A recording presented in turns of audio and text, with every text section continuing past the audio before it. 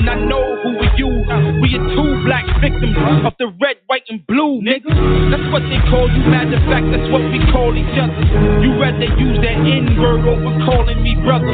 Sam is your uncle, only cousin, brother raped your mother. I think they made it very clear they want to take us under. This is ridiculous, the Tuskegee experiment. I hope that y'all are listening. They gave black people syphilis. How the fuck are you a citizen? Pledging allegiance to the land of the murderers and home of the demons. From New York to Hollywood is possession of stolen goods. All the natives, I hope this is understood. They kidnapped, murdered your grandparents, exploited all your people, man. They pillaged the whole planet. You align with them, you align with death.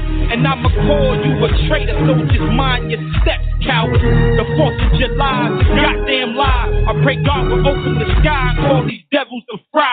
Fuck. I'm here to give explanation to what's happening and prevent further desecration of the African. Concentrating on the facts is when my pen was given oxygen for me to breathe into the lungs of men, women, and children, and tell them to stop the killing of your own. Cause now we revealing the villain. It's the removal of American brain lock that keep us in the business of increasing our grave plot. If not, mentally we'll rot. You think not? That's why all these years after slavery we still in the same spot. You think it's different cause you don't see a chain in a lock? Well, check the lack of change in your pocket and no escape from the block. See, when you try to be European, they tell you something to believe in. When you too black, too strong, you too wrong and a demon. But he creates the diseases of destruction for no reason. If you American, why do their diseases dominate black regions? What's the point due to slavery? My people are already weakened, so there's no way I'ma sit here, turn the other cheek like a deacon, when I'm not the origin of why my people should be beefing, meeting and organizing on how we rise and we rising. African is legend, American is embedded, black with no culture, you can't gain independence. No sugar-coated message, I only know truth through expression. All false truths we know with no truth for progression. None. How dare they teach us about their Great Depression? How dare you? That time was no different than our great oppression. No, it hasn't since ended, it's worse now. You befriended. If you were American, the Constitution wouldn't need no amendment. Right. We need African acceptance, cause we are the true descendants of the victims of crimes committed to achieve American acceptance. Shit.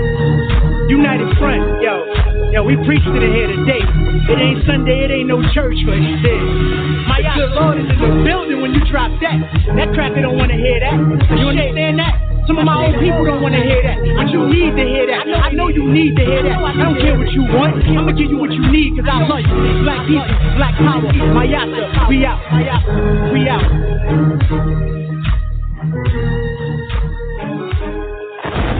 Whatever your philosophy and ideology is of your organization, stay right with your organization. Just accept black nationalism as your major goal and objective. He said if you're in the church, stay right in the church and organize in the church.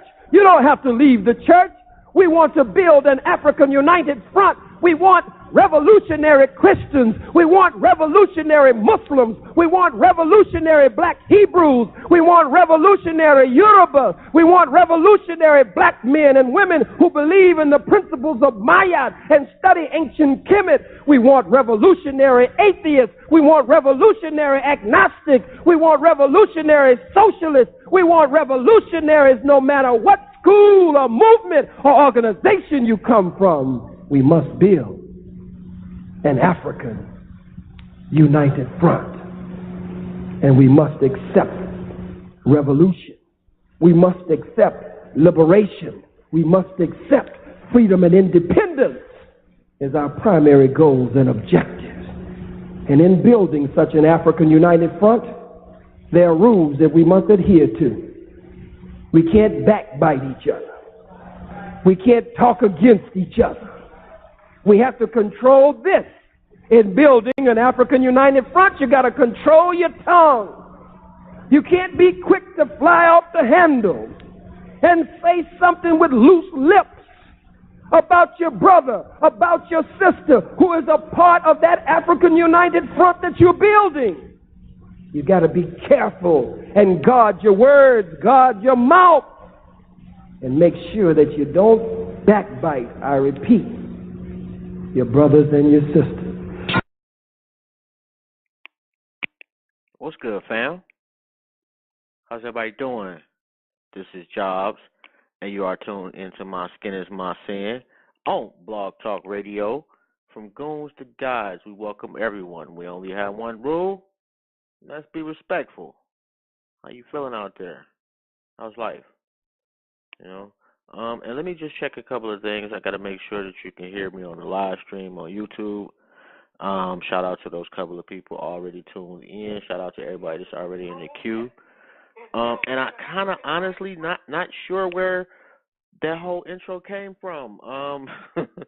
I actually had something totally different planned out. However, that was dope too. So, you know, that was really dope. Wow. Shout out to everybody that's in the queue. And let me get a dang. Oh, you know what? I do have that right here. And if you have been living under a rock, you are, I don't know, from another planet. Oh, okay, yeah, okay, bro. All right. Now we figured it out. Yeah, I had something totally different in mind though. And you know what? I think we still gonna roll with that, probably like at the halfway point, if you don't mind. But anyway, if you have been living under a rock, something wrong with you just I don't know. But if you are unaware of knowledge born Allah, you need to make yourself familiar. Look up Do the Knowledge Radio, and you will be astounded by the quality of information consistently, day after day after day, for years. Shout out to that king. Definitely a friend of mine, man. So let's get the brother in on the line right quick.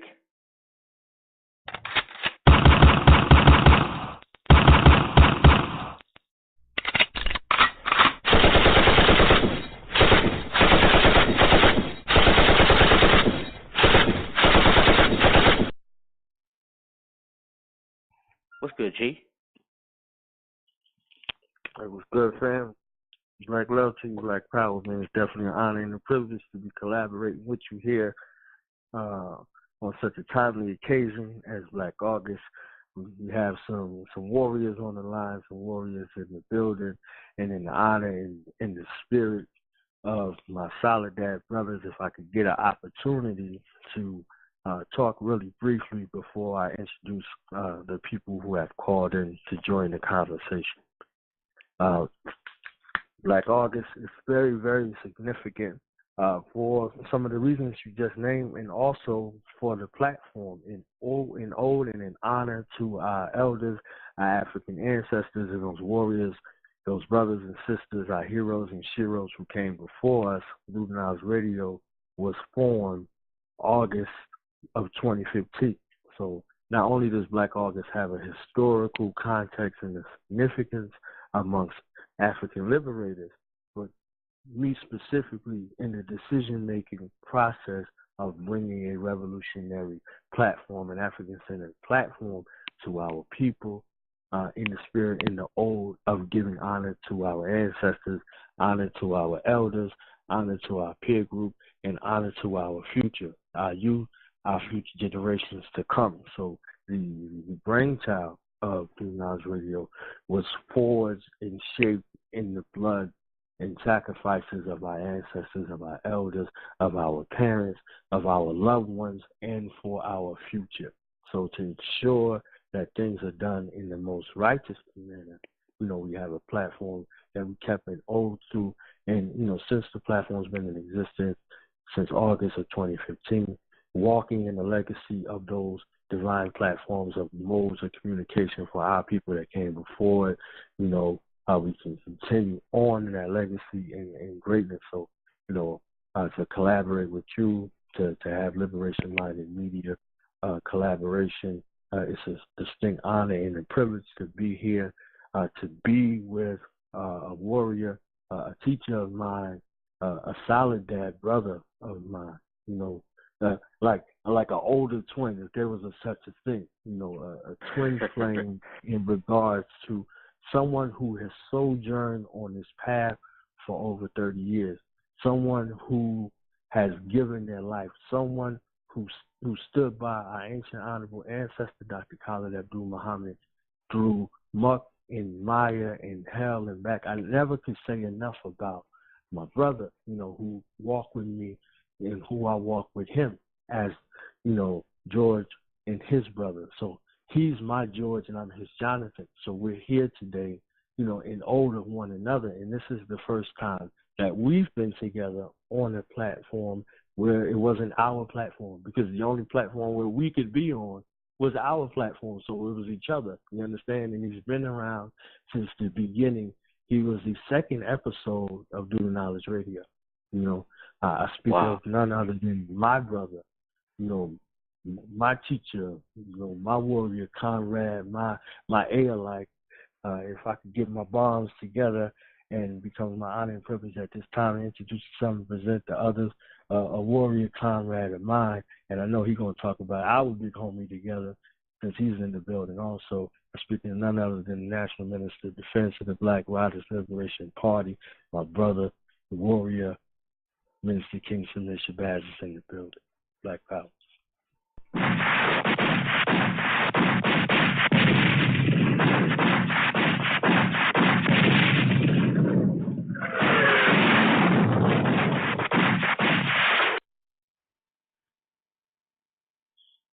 Black power, black power, black power, black power, black August, black motherfucking power. What's good, fam? What's black power. Black family. Yes, sir. Yes, sir. It's an honor. Man, oh, man, the I'm honor so excited is ours. right now. My bad, Knowledge. I'm going to defer to you. Go ahead, bro. Can you hear me? Oh, yeah, we can hear you. Knowledge, you there, bro? All right. Yeah, you know. And I know we got another warrior in the building we want to get and black into the conversation, but I wanted to give you the floor for your remarks before, we bring our good get this conversation, started in the proper order. Being warriors and for military formations, we understand the need for protocol. So in this case, even though I'm a guest on this platform, I had to ensure that a proper introduction was done for. Damn, bro, your phone just went out. But Knowledge, man, it's like coming out the tunnel at your whatever stadium or arena. Like when he introduced you, man, you feel so like invigorated, just so powerful. I can't. Yes, sir. Most definitely. That's my brother. We're black. And I'm not sure what's going on with his phone, but I got it till he comes back, no doubt. And I know he had. I'm not sure who else he had in that was coming. Yeah, on the we show can hear as far you as now, numbers G. wise. Yeah, you can hear me? We're not new to this. You good, Knowledge?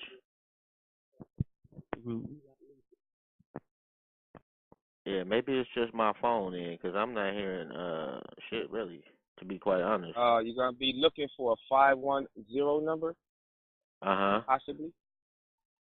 All right. That's our 5-star general, General Taco Wolverine Shakur of the Black Riders Liberation Party, my general.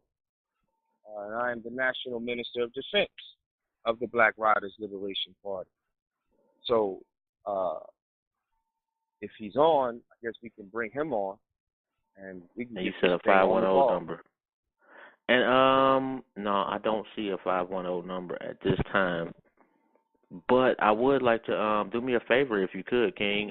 Just inform the people, for those who aren't familiar with the Black Liberation Party, when y'all started, and I don't know, like your short-term goals for the next couple of years, and then long-term for Black folks in general. Well, I can't give you too much, but I will do my best. That. You dig? I understand the Black that. Riders Liberation Party was founded in 1996 in the prison system, California. And a very wise, fiery young man and a few other brothers got together and came up with a platform on how to wake our people up, what it was going to take. You know, the history of California. There was a lot of gang banging going on, especially during the early 90s. So the Black Riders was established, and we have united many of the different street tribes and formations. We have brought together many gang leaders. Hold on one second. Let me see. I'm getting a message from General Taco. A 323 number, sir, you're going to be looking for. Area code 323904. Oh, okay, yeah. And actually, I think the brother is live. Black Power, Black Power. All power to the people. Sir. Can you hear me out there? Yes, sir. Loud and clear, General. How you feeling, black man? Man, with this Black Power to the fullest. Much respect and love all day to all the black people that's listening in. Salute, King. And I'm sorry, my name is Jobs for the record, and I'm a co-host of My Skin is My Sin Radio. It is definitely an honor and a privilege to meet y'all, Kings. And yes, sir. knowledge is family, you know. So, yes, and I think we can all kind of like agree with that one. That's right. Yes, sir. Black Power. You know, so he wanted to talk about Black August. I think so. Black Power. Can y'all hear me? Yeah, yes, we can hear you now. We can hear you, God. General, you know, it's Black Love, Black Power. You know, we've been sojourning, you know, through all of these other changes that we had to go through, you know, and I'm pretty sure we'll touch it. So it's an honor, privilege, and love to be riding with you. This is the first time all three of us have been together on a platform that's not our own. Or a platform that's not connected to us. You understand? So right. Yes, sir. You got three. They got three the hard way today. I can tell you that shit.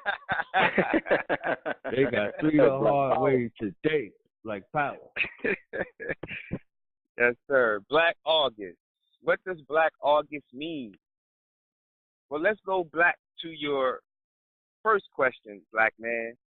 And I'll let our general discuss who we are. Who is the Black Riders Liberation Party? So I'll let him, now that he's on, I'll let him take you into that history. Okay. Black Power, Black Power. It's General Taco. Black Power, King. Representing the Black Riders, the new generation Black Panther Party for Self-Defense. We was created in 1996 as we realized the true history of the Bloods and the Crips.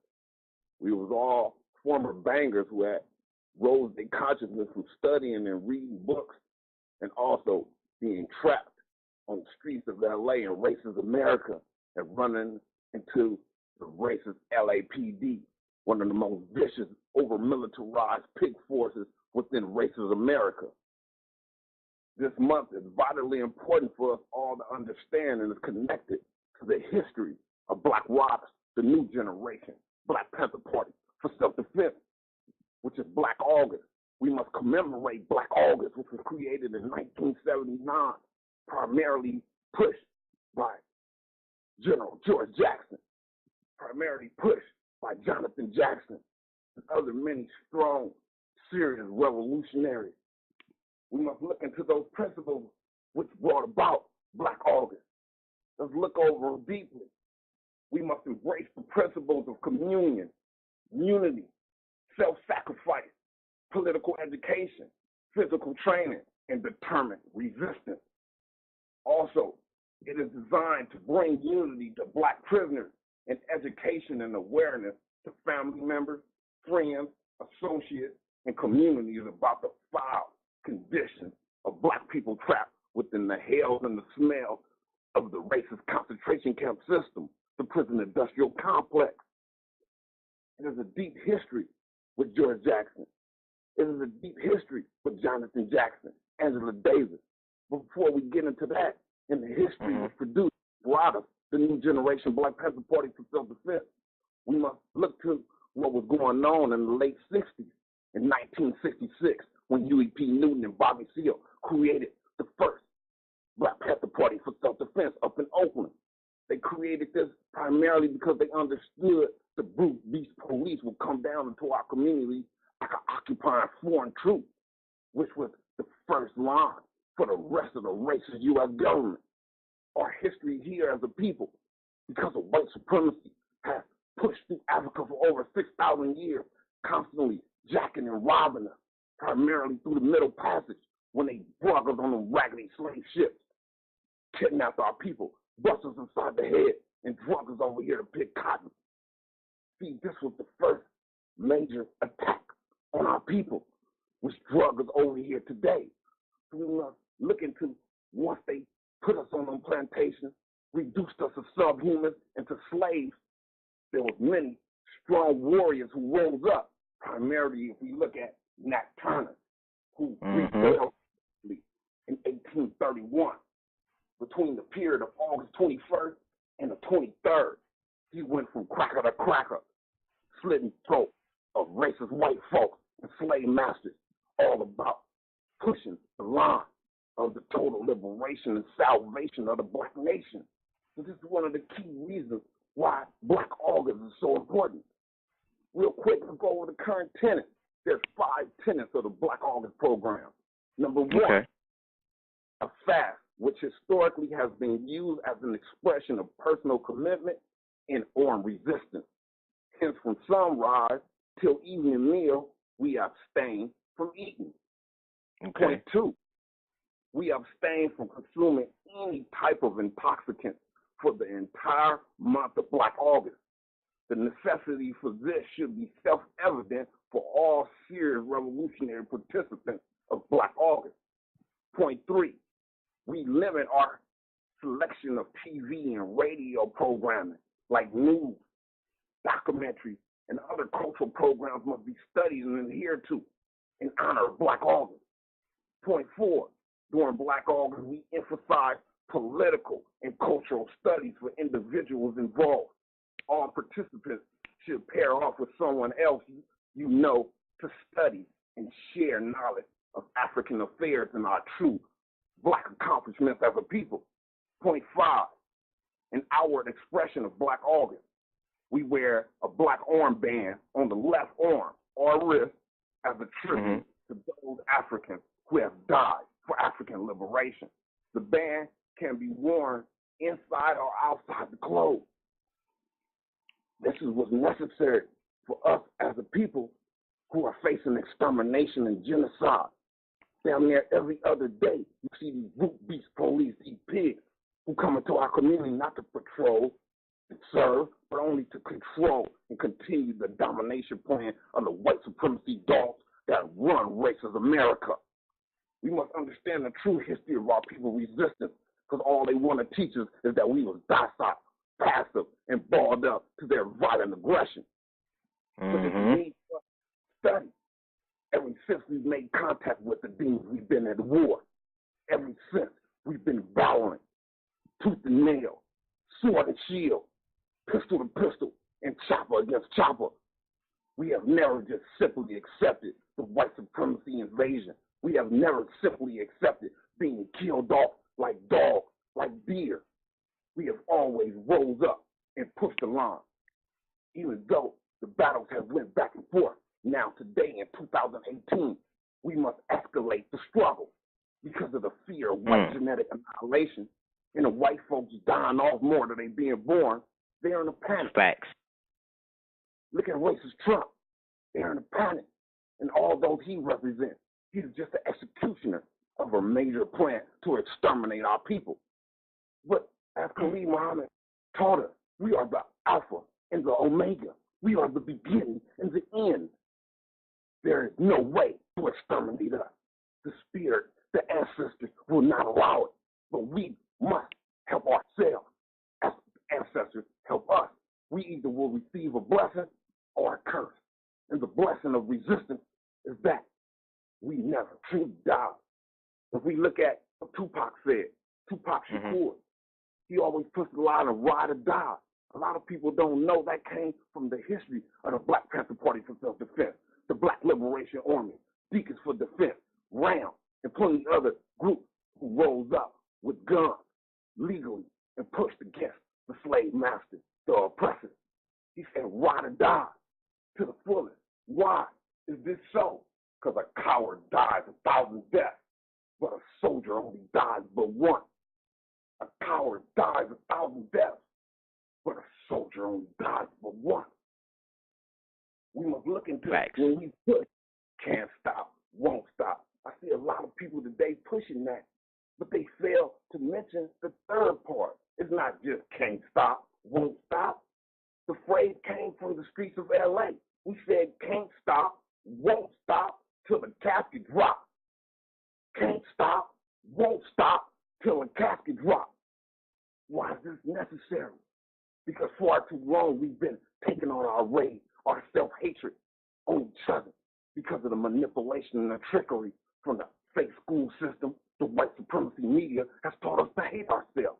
We must understand that white oppression brings about frustration. It brings about rage. It brings about irritation. So they convinced us through brainwashing and us lacking our true history, our true African accomplishments. We end up taking it out on each other, and we have no blood to bleed against the real enemy. So Black Rider, we began to understand what was really going on, and that it was time to point our guns in the right direction against the real racist enemy.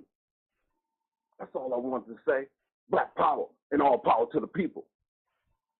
Black power, bruh. And definitely all power to the people. So for those people out there, because like our show, and I don't know if y'all ever checked this out, I'm just like a regular ass cat that gives a shit about our people, and so I wanted to have a platform where when we say from goons to guys, we mean that shit, you know. Everybody here is welcome. So there may be some people that are just now hearing about Black August today on this show. Can you get those people, I don't know, a Crib Notes version of how it started and how we go forward and increasing and I don't even know if celebration is the right word. Damn, I saw something earlier, and he literally, the guy was saying, don't celebrate it. Almost like he didn't say remember it. It was another word, but that would be a great replacement too, to remember it. You know, I don't know if celebrating it is really. I don't know if it's doing it justice. But anyway, for those people that aren't familiar, what is Black August and when did Black August start? Black power, all power to the people. Black August started in 1979 by Qatari Gooden and plenty of other political prisoners and prisoners of war who was trapped primarily in the California prison system after the prison resistance movement was pushed hard by George Jackson, who was ruthlessly assassinated on August 21st, 1971. But there's a history, so I'm going to go into that on a deeper basis. Okay. You have to go and look at the Black Panther Party for self-defense that was created by Huey P. Newton and Bobby Seale in 1966, who began to patrol the police openly armed, legally registered, and began to patrol the police, the pigs, to make sure they don't brutalize and harm our people. And because of that serious political revolutionary activity, then the pigs came down with repression. And they tried to assassinate Huey P. Newton, and he defended himself, which resulted in a shootout on the late night. So he was captured, put in prison. He was one of the main leaders as the Minister of Defense of the original Black Panther Party. He was put in jail early because of his political activities. He became one of the most world-known political prisoners in the beginning of the Black liberation movement of the late 60s. And because of the manipulation of COINTELPRO, which is the counterintelligence program created by J. Gay Edgar Hoover and the racist FBI, began to use illegal criminal tactics to destroy and wipe out the original Black Panther Party. Huey P. Newton was facing the gas chamber, but he beat down the charges and was sent to St. Louis Obispo prison as a political prisoner. At that time, there was already a brother who was in prison up in Soledad, who had went to jail in early 1960 for 1 year to life for a $70 robbery. He was given 1 year to life for a $70 robbery, and that was George Jackson. George Jackson, who was a former gangbanger from the Capone gang, and went into prison and came face to face with the modern slave system, the prison system, and the outright, in-your-face racism of the prison guard, and the Ku Klux Klan and the Nazis and all the other right-wing groups who was in there. And he seen how the Mexican mafia had formulated with these clowns and began to attack black people. Also, he was upset about the scandalous, foul conditions of the prison system, when brothers will be put in slavery and forced to work for 10 to 20 cents an hour. So they began to refuse them showers and other things that was necessary for them to survive. The pigs began to set up what went down like in Corcoran prison not too long ago, which was called gladiator fights, where they would purposely put races on the yard real deep, 30 or 40 deep, with 4 or 5 brothers. And when the brothers would whoop ass, they would sit at the tower at the top 30 to 40 feet above their head and make bets on who would win. More than likely, the blacks would whoop ass. So the prison guard would shoot the black person in the head. This is a fact. These are called Corcoran gladiator fights, where the racist dog pigs would just gun us down for a bet. And this was what went down in 1958, 59, when W.L. Nolan, George Jackson, and other strong brothers created the Wolf Pack. And the Wolf Pack went to the Black Guerrilla family, and they began to organize work stoppages and strikes. So the pigs put W.L. Nolan on the yard with a bunch of Nazis. And of course, he had studied Kung Fu with George Jackson. He was a former Golden Glove boxing champion. So the brothers definitely whooped all the Nazis' ass. So the pigs shot him in his forehead. So the next day, the prison administration had called it what they always call it, justifiable homicide. So a pig was on the 3rd tier, and he had been thrown off the 3rd tier in retaliation to what was done to W.L. Nolan. And he fell all the way to the ground and died. He had a note to his chest that the prison administration found, as he was all broke up and stuff. And on the note it said, 1 down, 10 to go, motherfucker. And they charged George Jackson, Fleeto Drongo, John Clutches as being the ones who participated in the murder. George Jackson had already been sending a letter to Huey P. Newton down in St. Louis Obispo. He asked to become the field marshal of the original Black Panther Party for self-defense, linking up the Black Panthers and the BGF as one group. So Huey P. Newton granted him that honor, while his little brother was on the street, who was 16, 17, Jonathan Jackson. So when the case went down for the pig murder, it was a big push, because they was already on the street working with the Black Panthers, who wanted to free Huey, which was one of the first political prisoners, and many other people who had went to jail as a Black Panther became political prisoners or prisoners of war, those who were attacked primarily by the racist government for their political beliefs and actions, and set up with fake false charges, trumped up charges. So Jonathan Jackson had been working with Bunchy Carter, who had created the Southern California chapter of the Black Panther Party.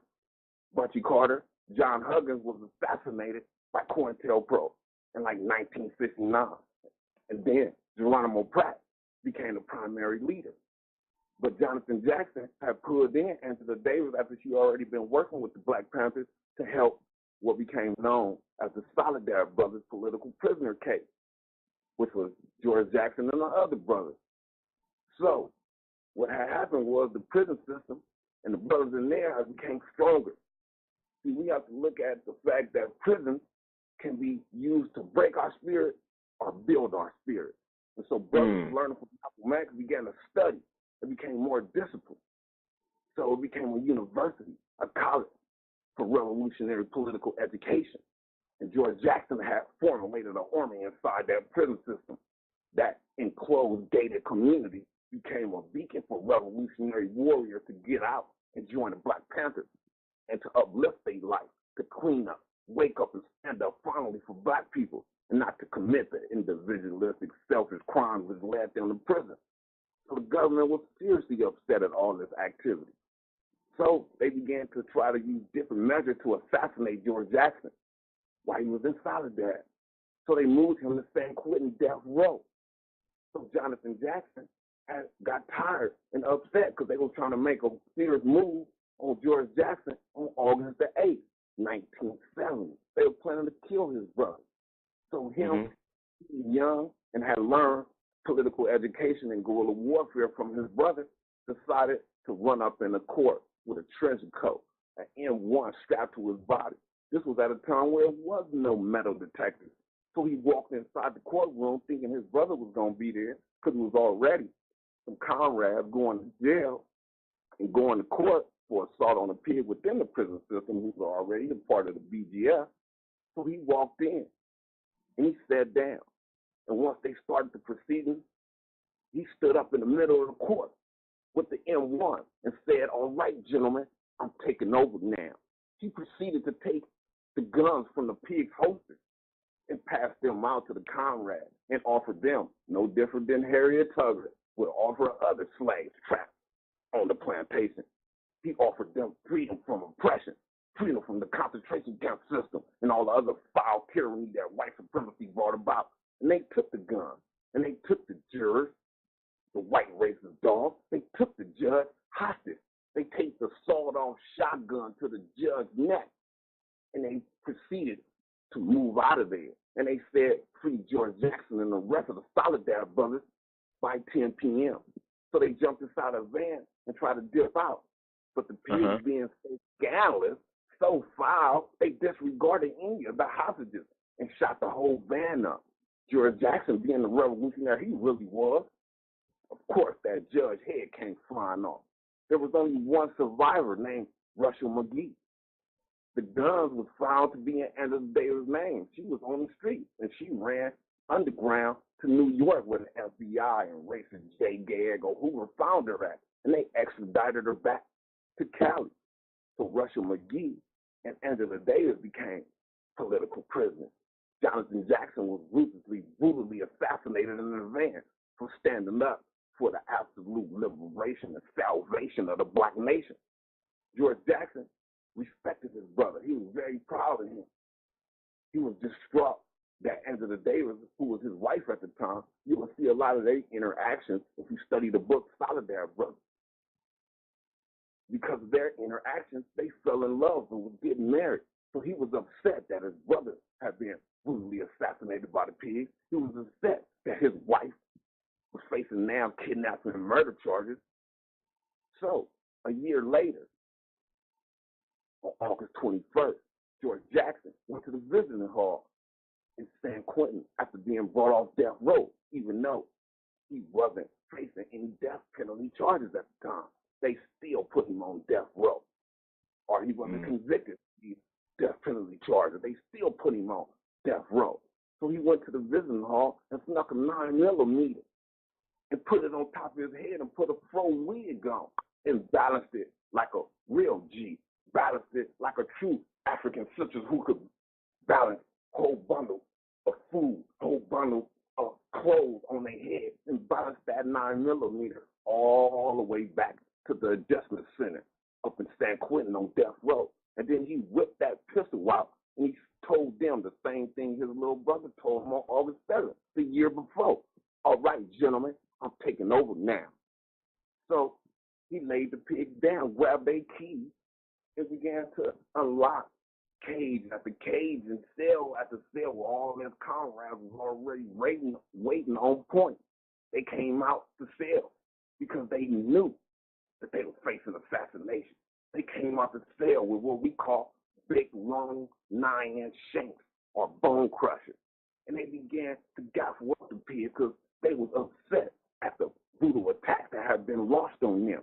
And they began to slit the throat of the pig, no different than Nat Turner in 1831 on August 21st. And they began to stack pig body on top of body on top of body. George Jackson, being the superhero he was for our people, he didn't want no mass massacre after the pigs had figured it out and surrounded the adjustment center. So George ran out onto the yard and began to lick shots at those same towers that had brutally murdered W.L. Nolan, his mentor, his teacher. And he died with his fist up after the pigs shot him in his head, pushing Black power. And a few months after the brutal assassination, brothers who were so inspired by George Jackson and Jonathan Jackson, they took over a whole prison yard called Attica. And they took 20 to 30 hostages. And the racist governor named Rockefeller brought in a helicopter with machine guns attached on the yard. Once again, disregarding their own racist pig white folks, they sprayed the whole yard, and numerous brothers was murdered in a massacre. But this is the truth.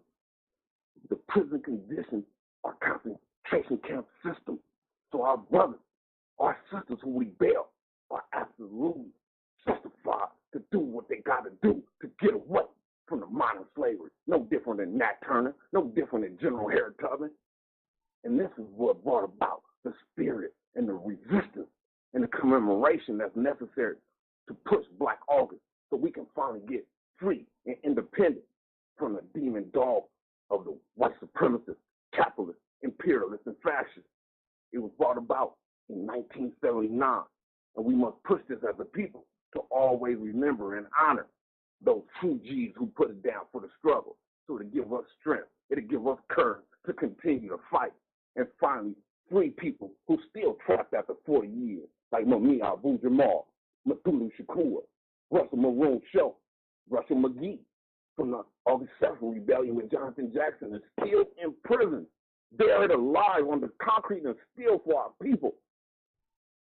We must free Romaine Chip Fitzgerald, Jaleel Luther King. We must free Jamil Alameen, who was H.Y. Brown, who was putting it down back in the day. And we must free all Black riders who really pushing within the prison system. This is what Black August represents. Black power. Man, I appreciate that, bro. I really do. The way you told that was just absolutely perfect. It really was. And man, like that's just such a commitment and a dedication to our people that is just inspirational, to say the least. It really is. It just kind of, and I very rarely am I at a loss for words, but it just and it's not that I didn't know, but when you hear it again, it just it's one of those situations where it just gives you the chills. Oh, and I'm sorry, we didn't tell y'all the number. If you want to call in, the number is 347-855-8692. You do have to press 1 to get on air. Knowledge, you still here, bruh? King Samir, you there? Yes, sir. Oh, okay. I want to make sure everybody get a chance to speak and everybody is on the line. And I know Knowledge is running the board, so I'm just pretty much playing the back on that situation. Wow. So for Black August, is there a celebration? Is there something that can be done every day, or is that just like you had the 5 basic principles, but is that, does everyone say, okay, today we're going to celebrate General Harriet Tubman, or today we'll celebrate George Jackson, and today we'll celebrate the life of so-and-so? Is it like that, or is it just up to each individual person? I would say African spirit move you. Black power. Right. Black power. Definitely. It's not a set agenda or a set protocol. Other than the fact that we do pay homage. You know what I'm saying? We as Black people are always finding something to goddamn celebrate. We'll have a damn cookout every day of the damn month for Black August. You understand what I'm saying? Pig feet, gator meat, and all types of silly stuff. We pay homage. There's a difference. We pay homage to our warrior ancestors. We pay homage to our warrior political prisoners. We pay homage to those who have gave their lives and their blood and their soul for the salvation and liberation of the black nation. Now, I'm going to take it to a whole nother level. Okay. Because Black August, to me, it's a history of revolutionhood. It's a month of strategy and tactics. It's a month of bloodshed. It's a month of black men and black women who have taken the final line and said enough is enough. So while we have been taught and reprogrammed to just think we were nothing but docile niggas, to think that we were just some little punks and sissies all of our lives. Well, since this is Black August, let's go through some of our story on some black rebellions.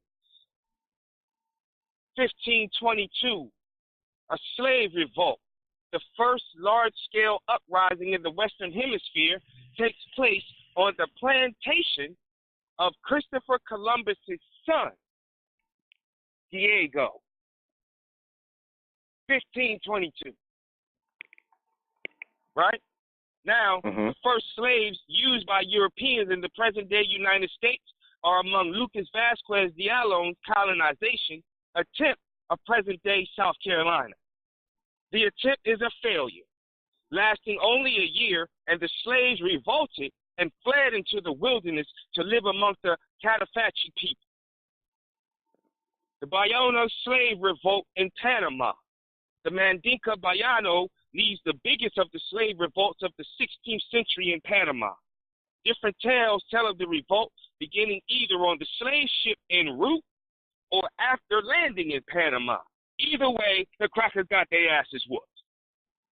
After the revolt, the rebel slaves known as the Cameroons set up strongholds known as palenques, many of which successfully fended off Spanish control for centuries, using guerrilla warfare and alliances with indigenous nations who are in similar circumstances. Gaspar Yanga's revolt near the Mexican city of Veracruz. The group then escapes to the highlands and built a free colony. Right? Slaves in Florida, the Spanish residents of St. Augustine, the first permanent settlement in Florida, imported African slaves.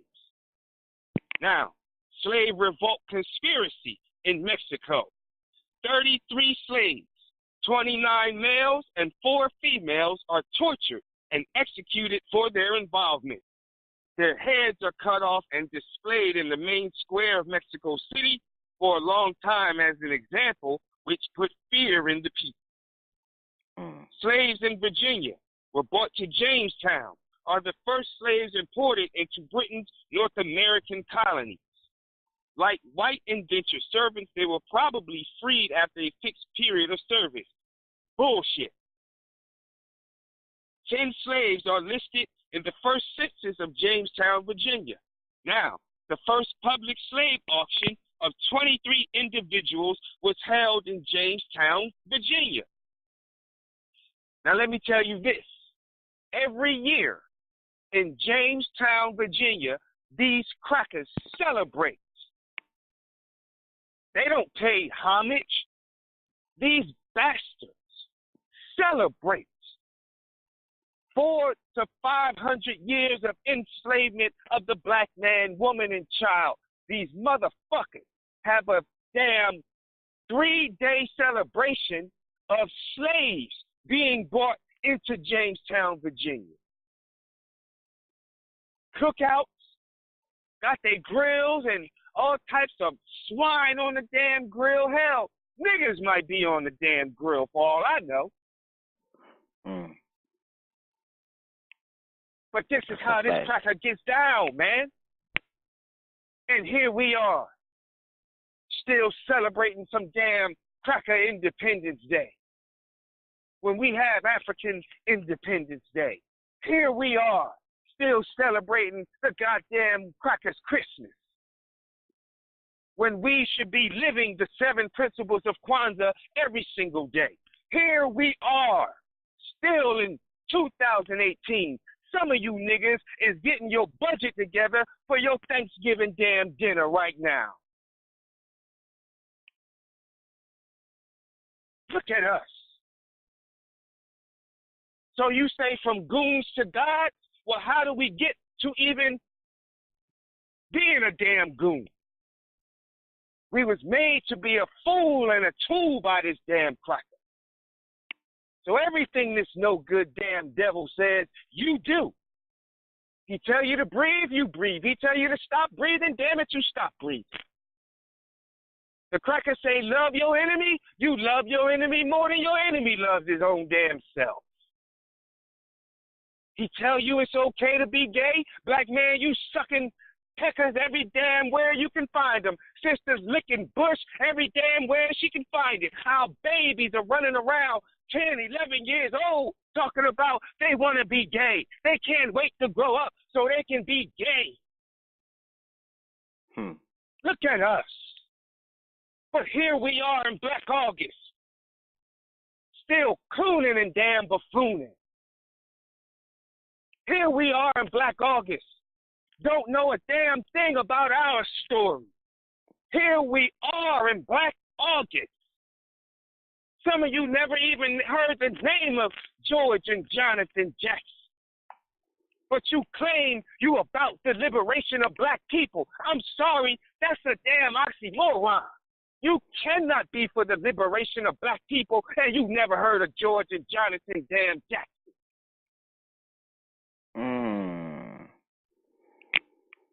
Huh? Let's just stop playing.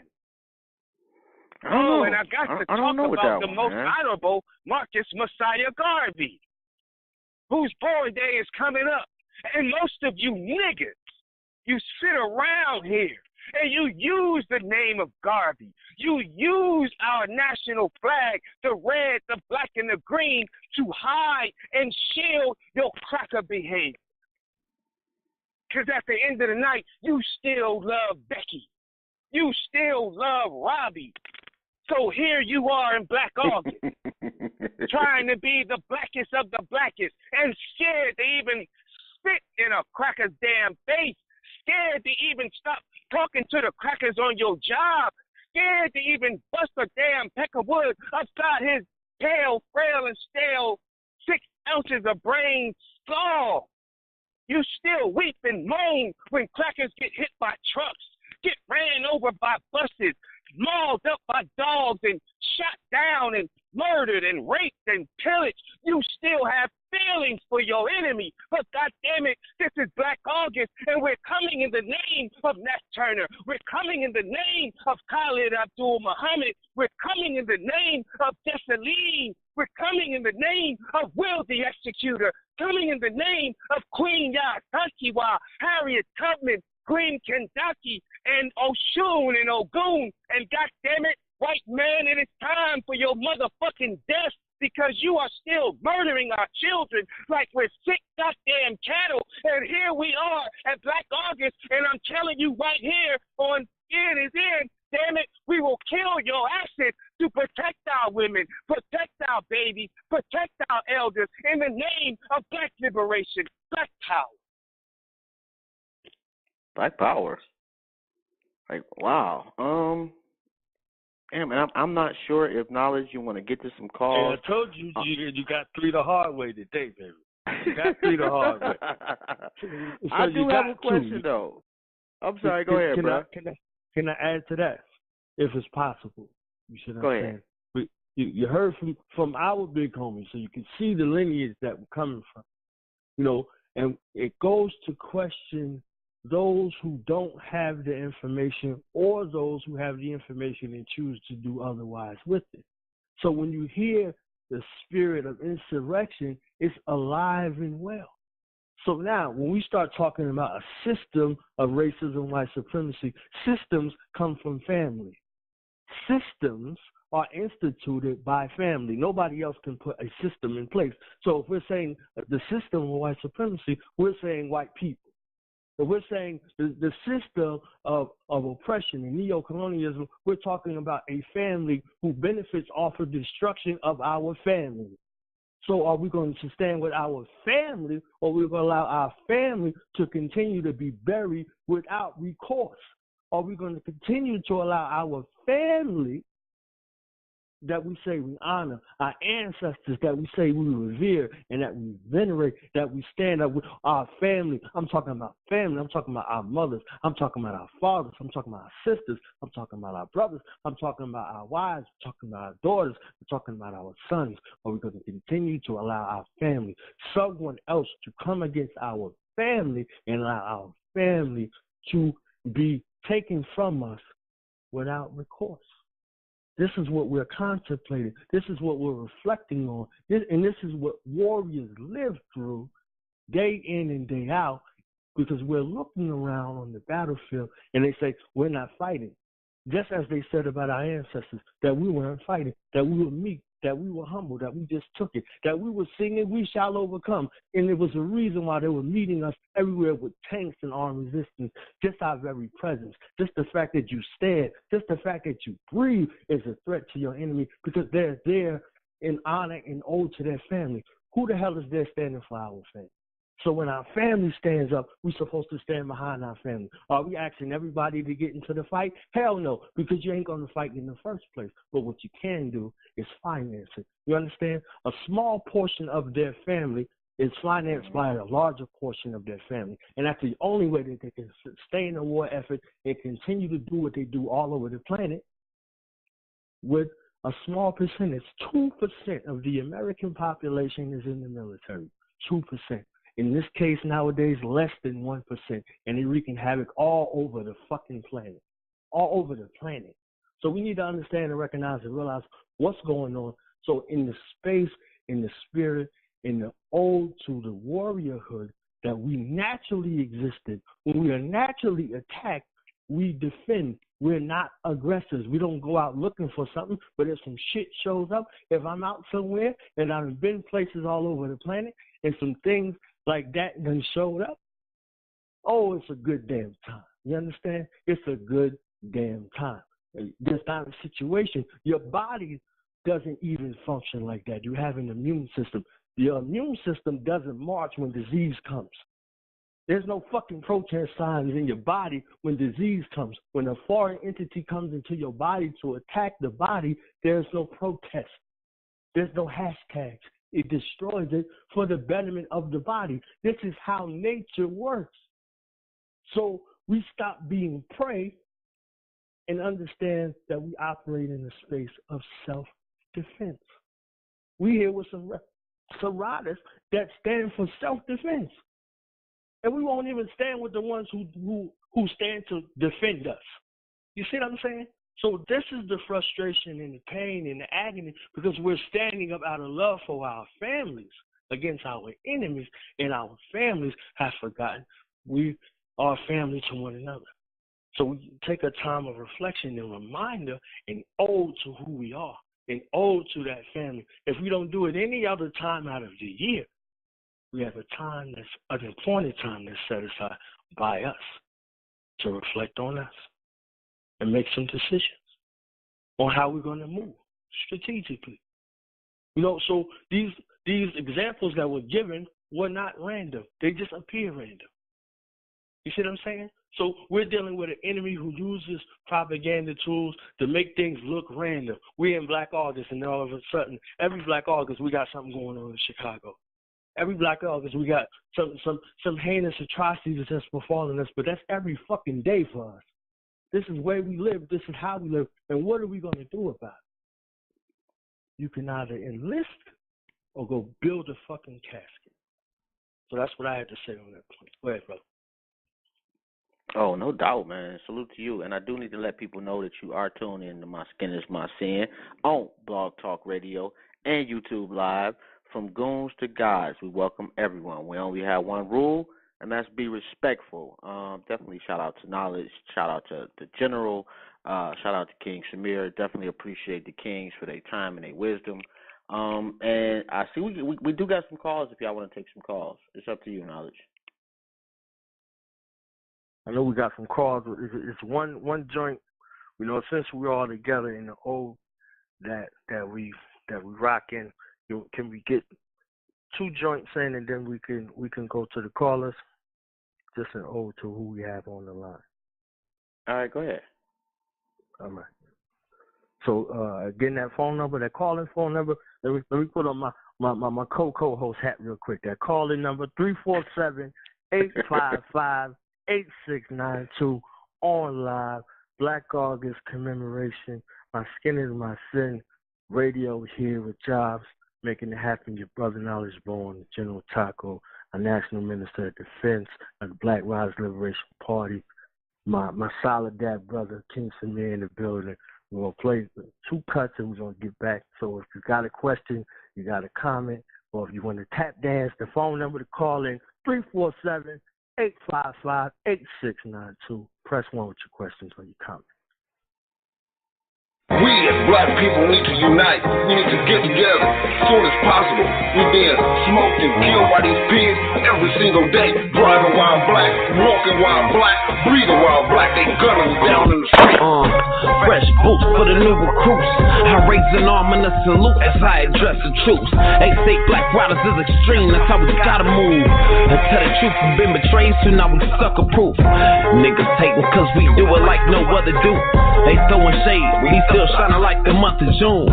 Let these suckers speculate while we keep making moves. We pace across the nations out power states. Our number 2s bring terror to the state, cause we propagating in the booth.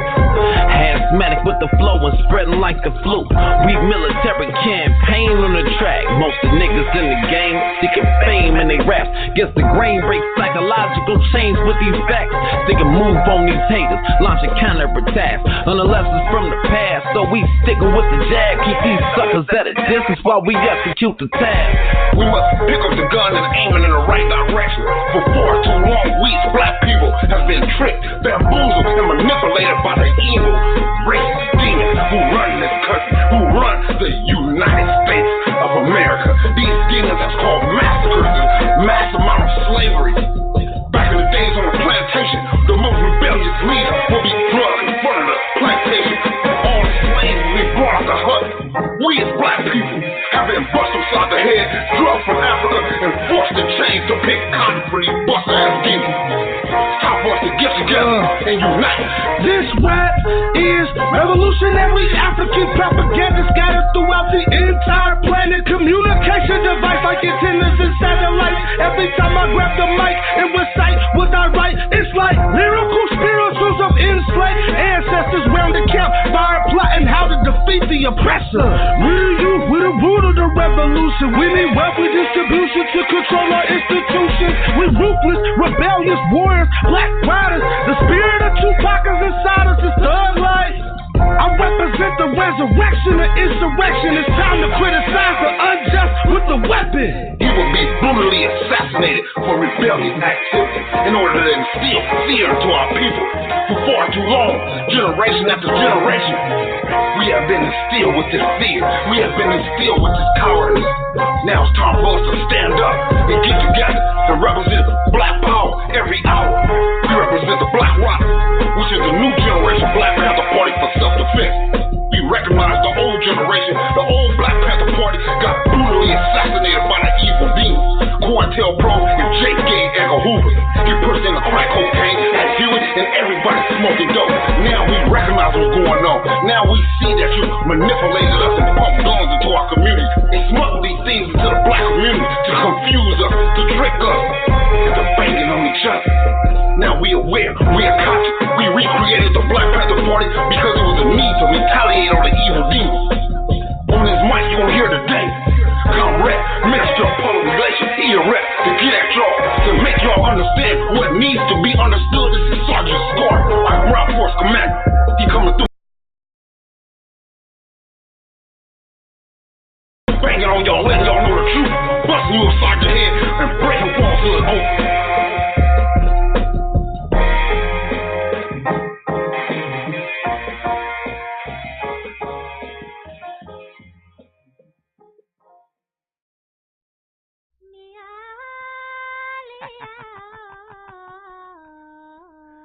Fire for them.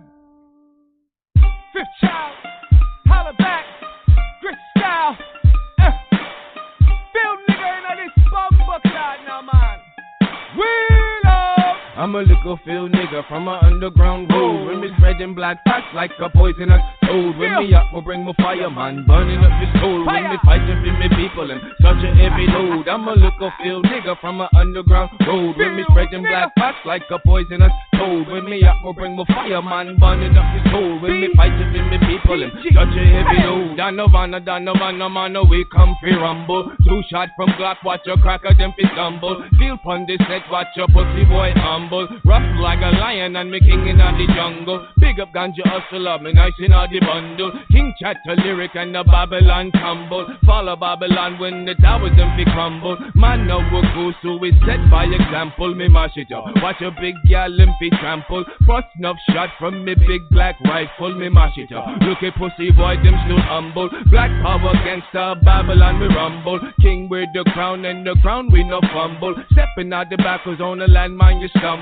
Creeping out the dark for Philly Pig get a shot too. Slave master murder when I feel niggas spot you. Me hot crew come with maroon now we go rock you. Set up on this rhythm king be hot proof. We pull it up and mash it up. Now who be hot man and not you. Enough blood to run when the black god he come through. Me mash it up. King in all the world fully loaded. Flex on this set now man we are go hold it. Come like Napoleon a Roman them a stole it. Turn up a notch Lord King can't control it. Little field nigga from a underground road. When me spread them black facts like a poisonous toad. When me up, me bring my fire, man, burning up his soul. When me fighting for me people, them such a heavy load. I'm a little field nigga from a underground road. When me spread them black facts like a poisonous toad. When me up, me bring my fire, man, burn up your soul. When me fighting for me people, them such a heavy load. I'm a 5-star general, chemist in a dish. Crackers best fit duck down when I raise my black fist. Field nigga be the king, and the king be guarded man. Sit my crown to the side, cause I reside in the ghetto fam. Hollow black at the guard now. Where your other telling me friend pissing out your mouth clown. Snitching to the pigs again. Now run go tell him I tell him the hell on the man and we coming for bum again. Black too big and shit too big to feel nigga that my friend. King Samir the black dragon from a land of Asiatic. Drop some facts in mathematics. Let's get free. Crossing static justice serve no cave boys. Black power through your hood. Black power gangsters banging on you Peckerwoods man. Coming out of that stop drop and roll. Knock you out your hoodie shoes and socks. Your bowels lost control. I'm a little field nigga from a underground road. When me spreading black facts like a poisonous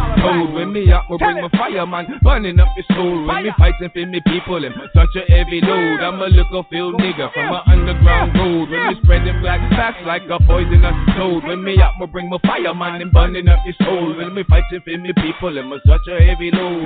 Little field nigga from an underground road. Spreading black facts like a poisonous toad. When me up, me bring my fire, man, burning up your soul. When me fighting for me people, them such a heavy load. Hey, Debbie, take that. That's for you, where you say? Eh? Nah, ain't nothing rude, boy. Where you say? Alright, get the word out your mouth. Fuck your mama bum buckler. It's for you faggot motherfucker.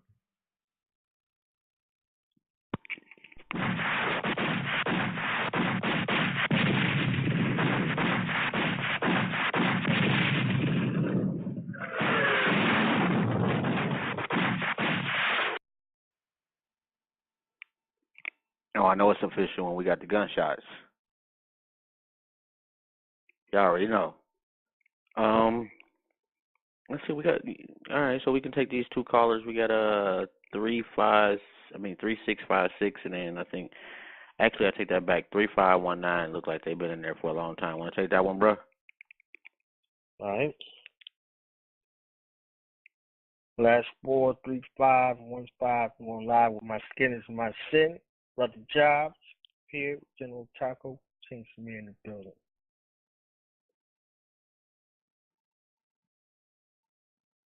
What's good, fam? Hello?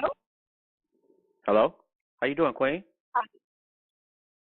Hi, this is Sister V, right here from the Black Riders Liberation Miami chapter. Salute to you. Okay, so I just wanted to Black Power. I just wanted to make a comment and just say that I really give out my I want to commend King Samir and General Taco for all the knowledge that they put out there. I really think that this need to go nationwide to have everybody who don't know, and be informed. I just wanted to really say that there are a lot of things that I didn't know that I'm learning about, listening to a lot of the things that they do put out there. And I could say that they've really become teachers of mine. I'm just trying to learn and I guess grow in the knowledge that they do put out there. So, Black Power. Black Power. Black Power, Conrad. Appreciate your call. Black Power, sister. That's powerful to hear, too, to be quite honest. Yes. Yes. I love to hear when black women are standing up, man, and not just standing up, but they're standing up not just because of their man. They're standing up because they are sincerely tired of seeing punk-ass black men just pull out their damn cell phones when sisters' throats are being goddamn cut as they walk down a damn street, walk in the train station or the bus station. Our sisters are tired, man. So if the nation can rise no higher than its woman, and if our women are tired, brothers, we got to stand the hell up. We have to take charge of our posts and all black nation property in view. General order number 1. The problem is we have been so effeminized. We have become so demasculated. This white man has said to us, you can be as gay as you want to be. In fact, we're going to legalize it. Now these bastards are legalizing pedophilia. And mark my words, give this cracker another 2 to 3 years, they're going to legalize bestiality. Oh, black family, America is falling today. But we so silly, we still chasing it. America is in her destruction. And we're chasing America in her destruction, which means we in turn will be destroyed. So when Donald Trump declares a national emergency in the United States of America, executive order says they will provide for the takeover of the communications media. I want y'all to listen to me very carefully, because I'm about to give you a protocol on how they're going to come shut it all down. And they're going to do it by regions. Central region, Western region, Southern region, Eastern region, Midwestern region. You now see it on the highways, Blue Route 66, Green Route 54. These are military and police routes, but when it all goes down, they know they are able to transport armored vehicles that I'm sure you have been seeing in your hoods. But you so damn silly, you thinking a parade is about to go down. No, they're parading in your damn hood for a takeover. So the first order of business, they take over all communications media. Okay. Executive Order 1099-97 provides for the takeover of all electric, power, petroleum, gas, fuel, and mineral factories. You can't go to the A-plus gas station anymore. The white man's military owns the gas station. Your electric won't be on. So you won't be able to watch Empire and goddamn Power and all these degenerate-ass shows. You won't have any sanitation because your water won't be cut on. So how are we going to survive? Oh, I ain't done yet. Executive Order 10999 provides, 10988 provides for the takeover of all food resources and farms. How you going to eat now? Executive Order 10999 provides for the takeover of all modes of transportation, control of all highways, seaports, etc. So your Lex 2 Beamers and your Benz is out the window. Huh? So your 24s and your 26s and your 32s ain't going to mean a goddamn thing. Executive Order 11,000 provides for the mobilization of all civilians into work brigades, i.e. concentration camps, under the government supervision. Executive Order 11,001 provides for the governmental takeover of all health, education, and welfare functions. No more food stamps.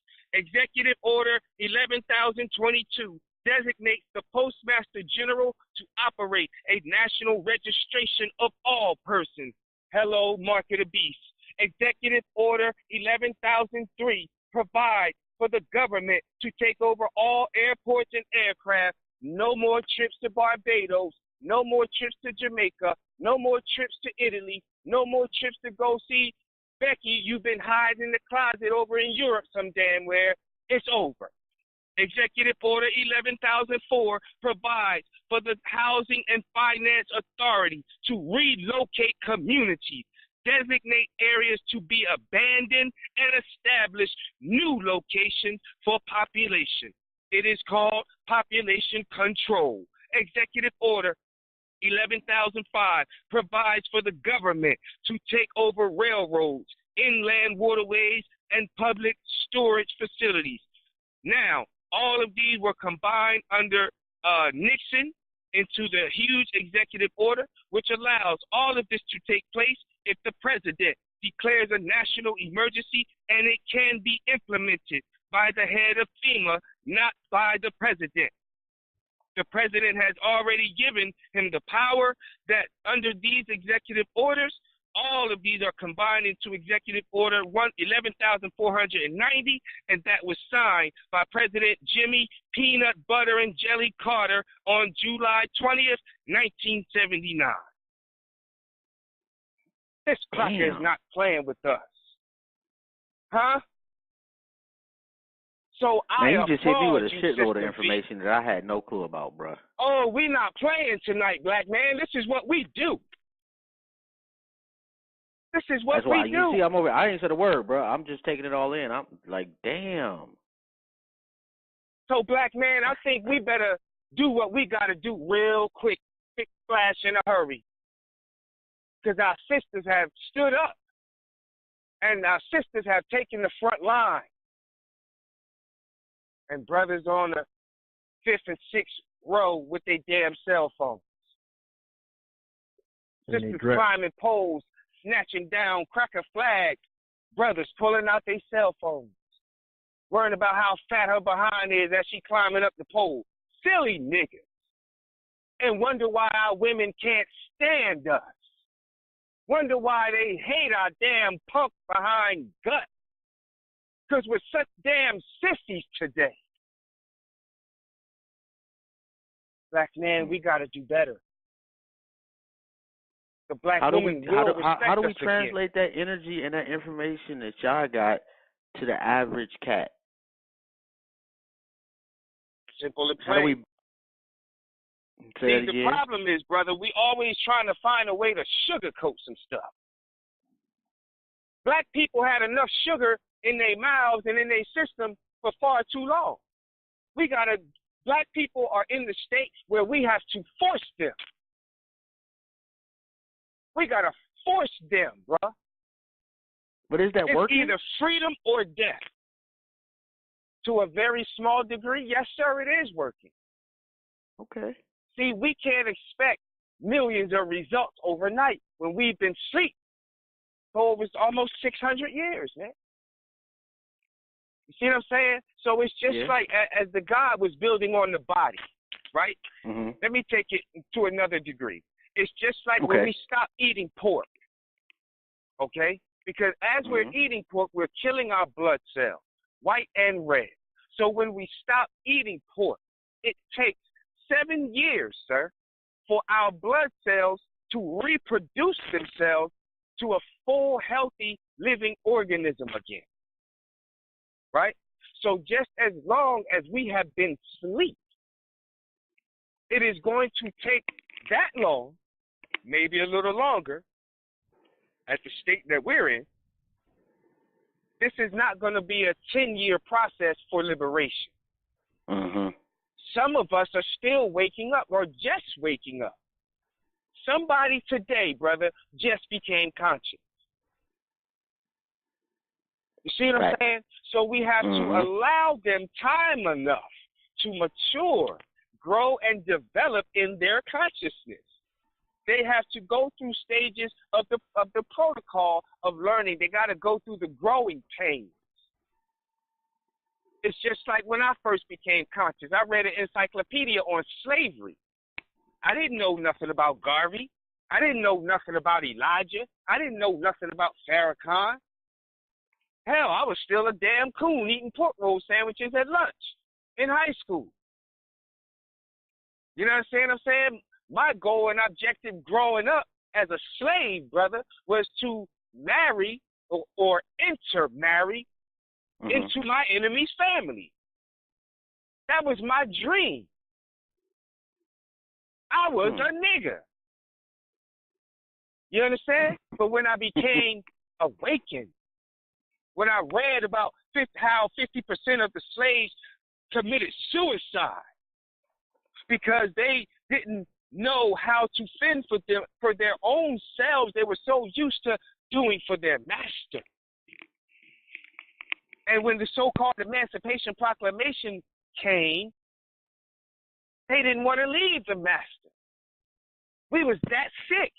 So they committed suicide rather than establishing something for their own selves. Then you had a small percentage who joined the white man's military, trying to become, as they called, a better citizen. Then you had those who actually said, "To hell with you, cracker," and we established something for ourselves. Then you had those who just couldn't leave the white man, begging and grumbling and crying and snotting at the cracker's feet while he just lynched your daughter yesterday. We have forgotten.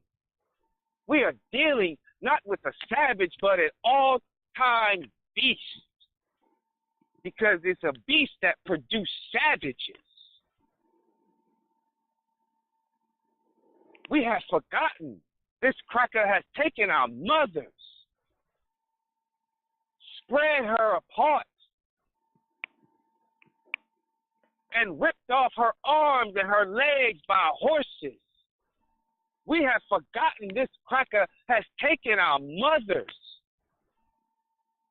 and stabbed her while she was 9 months pregnant, took the baby out of the womb and stomped the baby in the goddamn ground. We have forgotten this cracker has tarred and feathered our mothers. We have forgotten that this goddamn cracker has made our mothers stick their heads in what they called a lasting barrel, because we weren't even allowed to laugh in public. We had to jump in the damn street when crackers walked on the sidewalk. Now here it is, 2018. You got a damn stray dog on your arms walking on the sidewalk. You got a two-legged, flea-ridden, flea-infested, tick-having, no goddamn registration and insurance on this wild damn domestic cave bitch. And here you are giving your life for Penelope. Black people gave their lives to sit on the same nasty toilet as a damn fat belly pork chop eating Peckerwood just took a dump on. Black people gave their lives to drink from a nasty behind water fountain, some tobacco chewing, redneck hillbilly with no damn shoes and overalls just spit all in. Look at how silly we are. We will bleed for anything but our own liberation. We bleed for anything. I wouldn't call them doing that silly, misguided. It's silly as hell. It's silly as hell. It's silly. You know what? Because where has it gotten us, brother? Not every plan for liberation is going to work. Thus far, brother, that was not a plan for liberation. That was a plan for integration. But integration, okay, you're right about that. But I guess my point is, you know, like I don't want to look down on somebody who was just wrong, but believed wholeheartedly that they was doing something to better their community. Okay, so if you feel that way, why is the cracker still killing us today? Why is the cracker still denying our children what they call it, proper education? Why is it that the white man has established as a protocol in his educational system to never teach these three things: the science of breeding, the science of agriculture, and the science of military warfare? Why is it in our hood we get the lowest grade of food? We get the lowest grade of education. We get the lowest grade of social justice. Why is it in our hood? Integration has definitely killed us because it took us out of the mindset, brother, of black on black love. It took us out of the mindset, brother, of doing for oneself. It took us out of the mindset, my brother, of supporting black business. We couldn't wait to get in line to drink from that nasty-ass water fountain. We couldn't wait to get in line to go to this cracker school. We couldn't wait to get in line to sit on this nasty diarrhea up behind toilet this cracker just got off of. We couldn't wait because the old psychological urophilia in our minds, my brother. Dr. Bobby Wright said it best: menticide is the root cause of the black man's foolishness. Menticide, because we still think white is right. So somebody got to call it like it is. Let me ask you this. It was foolish as hell to think that this white man was going to just give us some integration so we can have 40 acres and a damn mule. Hell, the cracker don't even allow you to own the damn one block of the cement you paying $1,200-$1,500 rent to for a damn one-bedroom apartment. I mean, so we honestly think we think he's gonna give us 40 acres and a damn mule. I mean, Hell you know, no. but to keep it a stack thus far, nothing has worked. They just happen to have the biggest failure because they had the biggest quote unquote, I don't know how you movement or whatnot, but it was the most glaring failure. But you know, so I can agree. And it's still failing us because we still think it's going to work. We still think getting a better education is going to get us free. We still think having a couple $1 million is going to get us free. We still think because LeBron James built a damn school that we're going to be free now. You understand what I'm saying? We think because Barack Obama was president that we're supposed to be free. Why are we always looking for a damn savior? The only language this cracker understands is gunpowder. And if we're not talking in that language, we might as well just shut the hell up. No education is going to get us out of this. No damn vote is going to get us out of this. Yes, sir. Let me ask you this, then. I don't know if you heard of Revolutionary Mind Cinema, but they got a documentary coming out called Revolution the Exodus. And I think it's a really good question I like to ask people. As far as our liberation, do you think it would be better suited to come at a revolution or an exodus and us going back to Africa? Well, let me just be very honest with you. The Honorable Marcus Messiah Garvey said he's not interested in taking everybody back to Africa. So neither am I. All of us ain't going back, bro. Let's just be real about it. Let's just face the damn reality. All of us are not going back. Now let's face another reality. All of us are not ready for revolution. True. So it's a damned if we do, damned if we don't situation. You see what I'm saying? Because now, if we repatriate back to Africa, which is a beautiful thing, beautiful, I'm with it. But are we going to go back to Africa with this same nigger mindset and take the same nigger mess into Africa? So there has to be a protocol, my brother. There has to be an establishing of a new world order. And I'm not talking about George W. Bush and the Peckerwood sitting in the White House. Right, there has to be a black world order. There has to be a provisional law. Okay, I'm glad you went there. This is why we have the provisional government of the Republic of New Africa under the founding of Queen Mother Moore. So we have organizations in place, comrade, for very specific things, because we know and understand what it takes to build a nation. Everybody ain't ready to fight. Some of us just can't goddamn fight. But can you cook? Can you educate the children?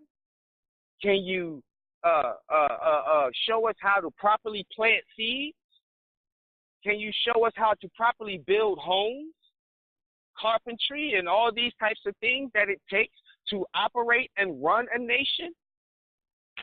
Get in where you fit in. So the provisional government of New Africa will be our political degree. Here we are, the Black Riders Liberation Party, the New Black Panther Party, and many other militant, paramilitant formations. That's our military. Because we can't build nothing, my brother, without being able to defend it. This is how Black Wall Street was easily vamped on. They had to depend on their enemy to defend them.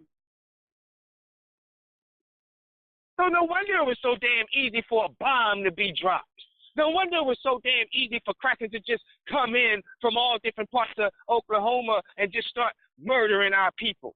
We had no military to defend Black Wall Street. We had no military to defend the Harlem Renaissance era. We have to have a military. It's a must. King, if we didn't have a military, they wouldn't have firebomb Black Wall Street. So we did have one. It wasn't ours. Hey, if you got a knife, what I need a gun for? You see what I'm saying? Damn sure it wasn't ours. Well, in your case, you need either way, whatever you got. You see what I'm saying? But I'm saying force on force. We know combat. We military folk. You understand what I'm saying? If I show up bare fist, there's no reason for you to have a gun. Unless you know you can't beat me bare fist. You see what I'm saying? You know you can't beat me bare fist. So that means that I came bare fist, but the people with me ain't come bare fist. You understand? So when you resort to extreme measures, that means that the force that you was met with was so overwhelming that you had to get an equalizer, as the honorable ancestor Dr. Francis Quest Wilson said. So if you talking about force on force, outnumbered, outgunned, if this is the story that we're going with, what was the firebomb for?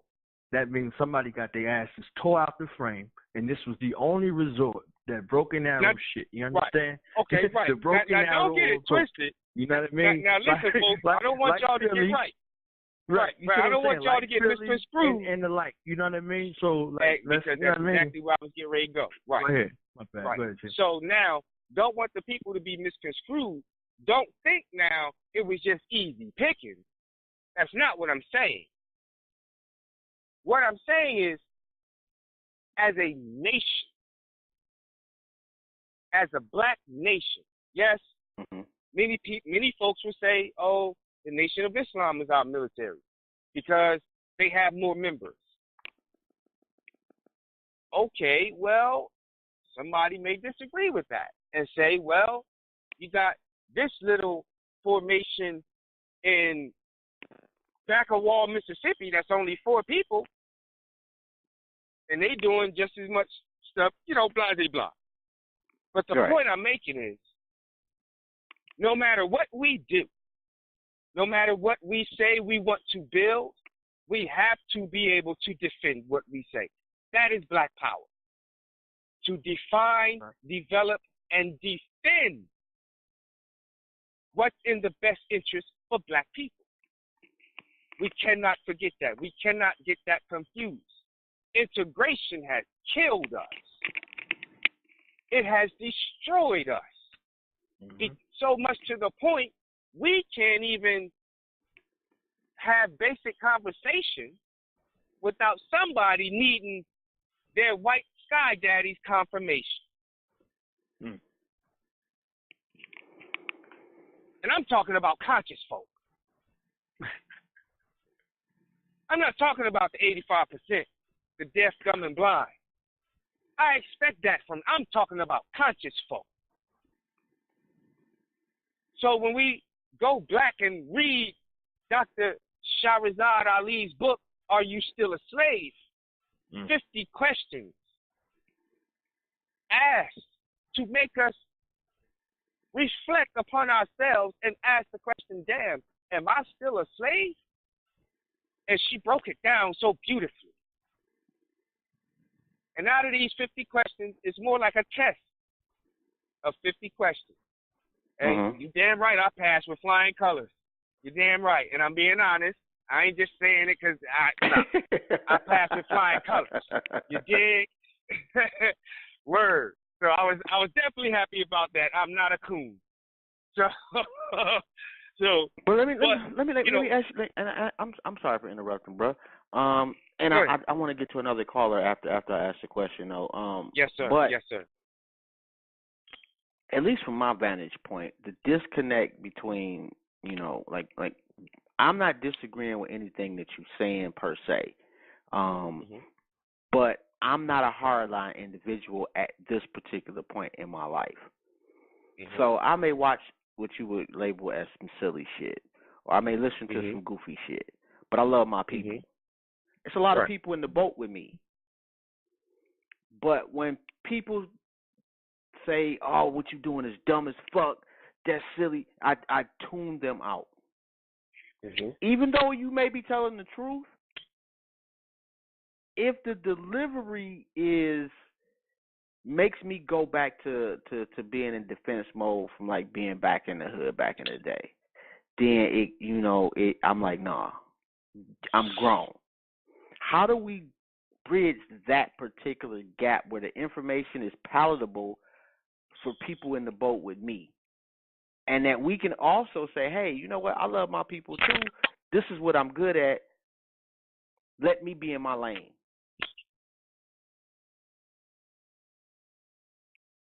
Okay.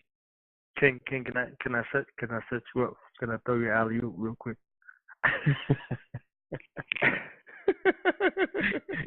This is almost like talking to one of the last 2 living descendants of Dr. Khalid Abdul Muhammad. They asked Dr. Khalid the same question.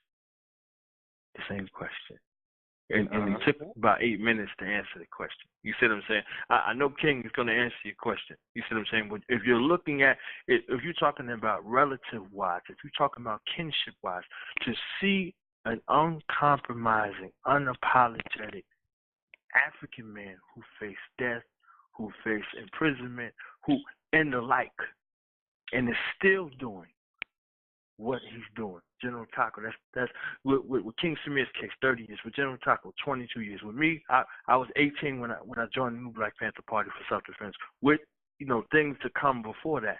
You see what I'm saying? The Nation of Islam, and the like. You see what I'm saying? So by the time I was 18, I went to the first Million Youth March. King, where was you at? You was locked up, right? Yes, sir. So first, I was at the first Million Youth March. I was there. Oh, but I was locked up after that. You see what I'm saying? So now we talking about stripes. That's 20 years ago. You understand what I'm saying? 20 years ago, 18-year-old man, 18-year-old kid, I say. You see what I'm saying? Learn, the only interaction I ever had with Dr. Khaled was that. And then after that, I brought my entire hood into the organization. Not just it was easy. You understand? There was a time that existed as time immemorial where leadership is a definer for who comes into the organization. You see what I'm saying? So again, I'm saying organization, but I'm really saying family. You see what I'm saying? Who comes into your family? You don't let everybody into your house. You see what I'm saying? So when you come into this house, into the military side of the house, we're not passive over here. You see what I'm saying? We're not passive over here because the job that we do the job that nobody else wants to do. Do you know why the military is so paid and protected? Because they're doing the dirty work that their family doesn't want to do. That's why it's 1 to 2% of the population. Everybody's not in the damn military, but everybody's in the military, if you understand what I'm saying. You see? So when you're talking about the defense of a nation, the rebuilding of a nation, the structuring and alignment of a nation, it begins with a family. So just look at your family, for instance. If somebody was to come into your house to try to violate your house, you're going to defend your family. But in the state that we're in, we'll say that, we'll let, someone come to our house and say, is Emmett Till here? And snatch his ass out in the middle of the fucking night. You understand what I'm saying? So we're not in the state in the condition collectively to protect our nation. So, okay, if you can't do it, you can finance the people who's going to get it done. You see what I'm saying? So the proper training and things that are necessary, because there's some soldiers that's going to be in the bush that don't need to be reading no damn books. You understand? So we don't need them at lectures. We don't need them to be vegan. We don't need none of that shit because there is a transformation process in regards to taking a life that requires a certain type of love in our case. You see what I'm saying? So there's things that there's some serious things that have to go along with that process. You see what I'm saying? So you're talking to people who lived in that bush. You see what I'm saying? Who lost friends, who lost comrades, who comrades still cased up right now. You see what I'm saying? Who we had to bury. You see what I'm saying? Who have been forgotten, who have been despised, who have been rejected, who opportunists are still walking around trying to profit off of their transition. You understand? So, it's a grave dishonor and a grave disrespect in regards to the liberators who have fought and bled and buried warrior comrades on the battlefield. You see what I'm saying? We're not the speakers. The speakers should be speaking in regards to how the things go with policy and procedures. When we get the letter, your ass is gone. You understand? When we get the note, your ass is gone. This is what we do. You see what I'm saying? So if we're not at the marketplace telling you, hey, you need some corn or some chicken, that's not us. You see what I'm saying? That's not us. So if you want us to speak, the game is fucked up. You see what I'm saying? We come when all negotiations have failed, when treaties aren't honored, when disrespect, when that shit comes, that's when we show up. You see what I'm saying? So understand that this is the fighting force, the lifeblood of the nation.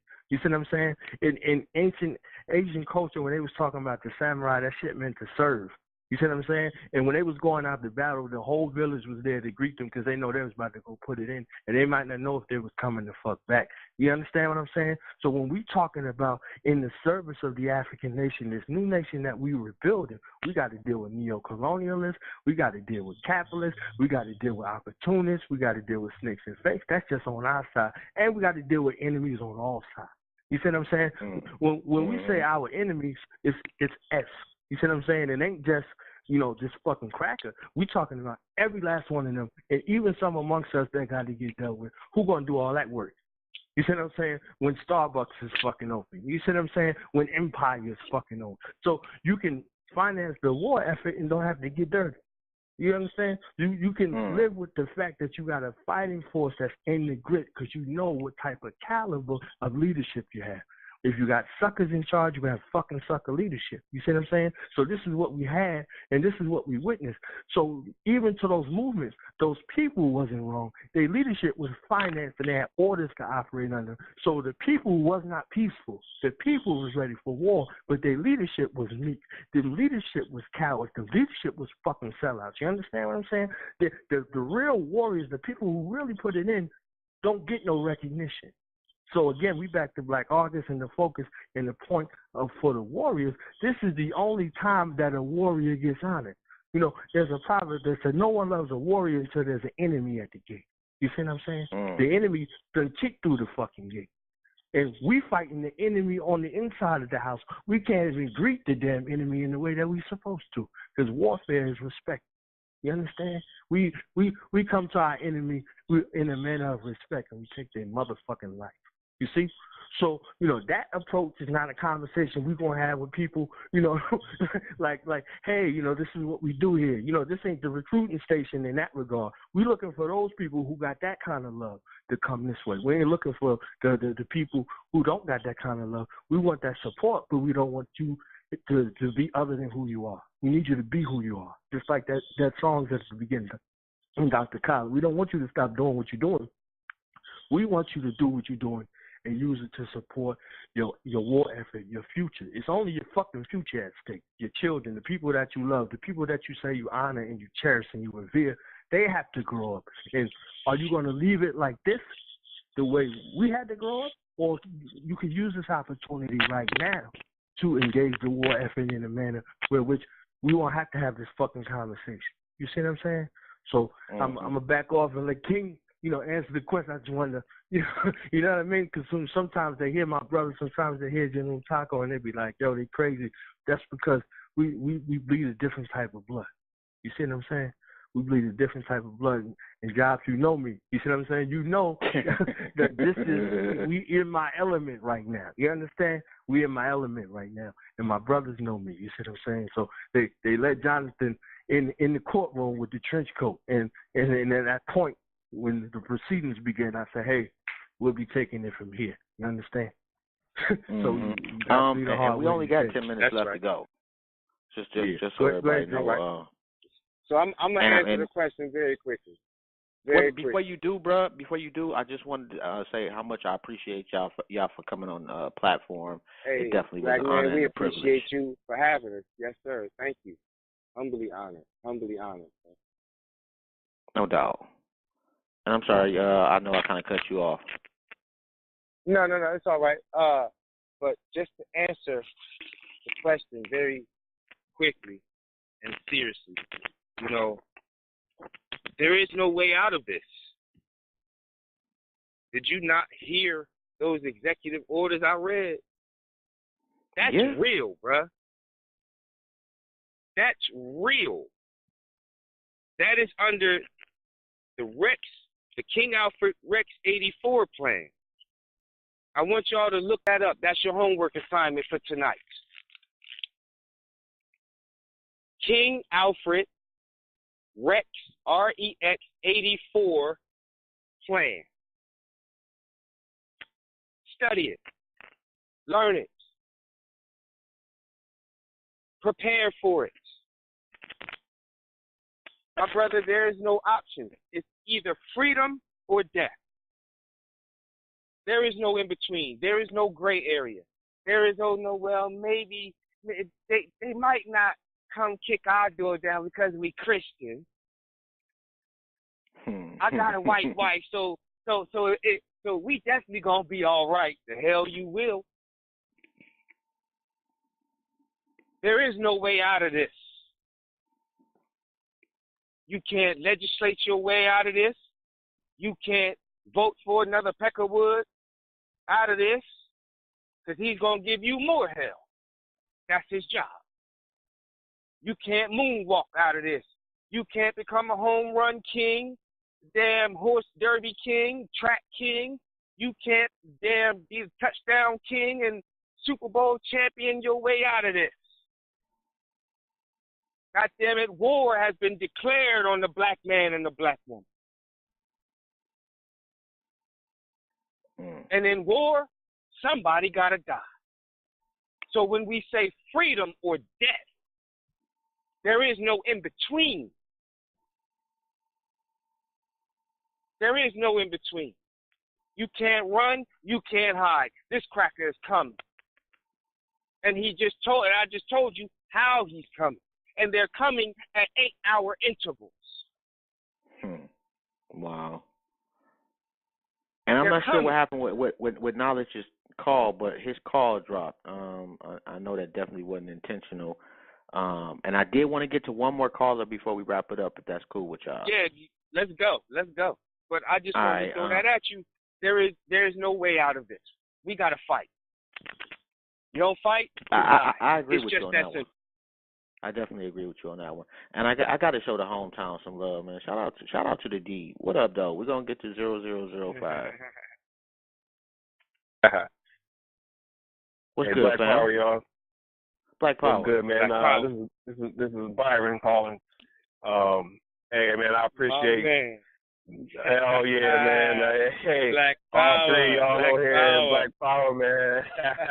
Hey, this is a triple threat tonight, man. I'm getting a lot of food, man, and yes, sir. You know, to the host, man, I thank the host and just, you know, y'all guys, man, being out here in America, alive and breathing. You know, for me to wake up every day, man, knowing that there's some real cats out here, man, that's in this movement, this struggle, this whatever you want to call it, it's a beautiful feeling, man. And I salute everybody on here, man. The host, and General Taco, my man King Samir, Knowledge, man. It's a beautiful thing to hear y'all on the airwaves today, man. And, we back, black man. We back. Oh yeah, absolutely, absolutely, yes, man. How's mom doing, man? She's hanging in there, man. I told her I was on the line with you, man. She's a little tired. I just got her out that damn hospital, man. They wanted to keep her and keep doping her up, and I discharged her early, man. So, you know, I got her at home resting, and it's one day at a time, comrade. Big hug and a kiss for me, bro, please. I sure will, man. She told me to give you her love, man, and wow, yes, yeah, today's been a good day, man. Yeah, it's been a good day, and this just put the icing on the cake, man. When you told me you was gonna be on here, and you know, Taco Knowledge, man. This shit is, I'm on cloud 9 right now, man. I appreciate y'all dudes, man.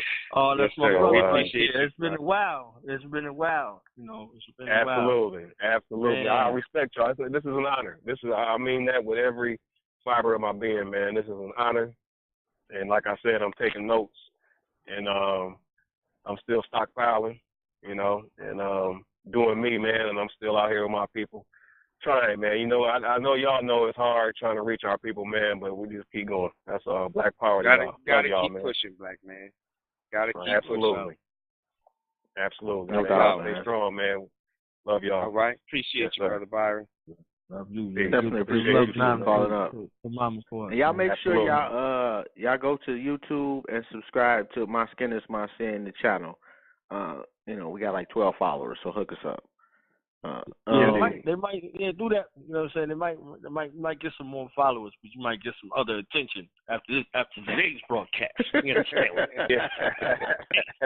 Be surprised if it's long. Hey, we used to our joints with General. No, you know what I'm saying? And King, you know, brother, like we had 10-minute episodes. You understand what I'm saying? We literally had 10-minute episodes. You know what I mean? Mm-hmm.